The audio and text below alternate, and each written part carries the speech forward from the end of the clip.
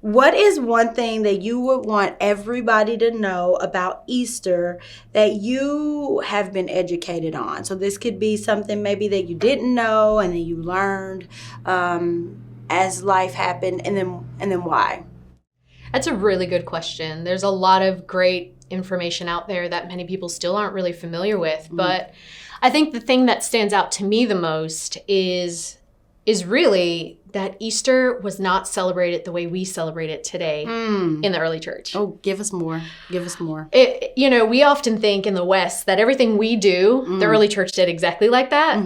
So we kind of run with it, but we don't really always know the history.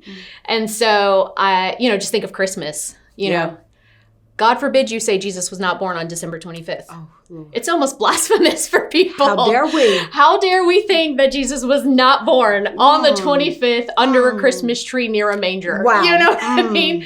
And so Easter's the same. It has its own history. And I think when you really learn where it began, it kind of helps you to understand more. It takes the Bible and it puts it into this context that you didn't think of before. And so, Easter in the early church, they really didn't start celebrating it until about 200. And so when you think of the history, they started as Jews. And so the Passover, it was all about the Passover.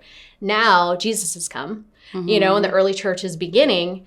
What do they do with the Passover? Now that they want to celebrate his death and his resurrection, how do they blend those two together? So that's kind of where it started. They started to go, well, we want to hold on to the Passover. We want to hold over to what that means.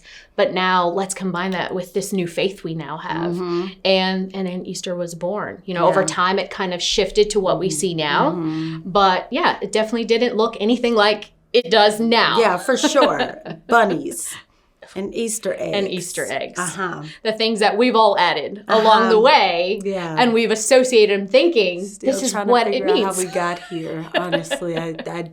It's the American way.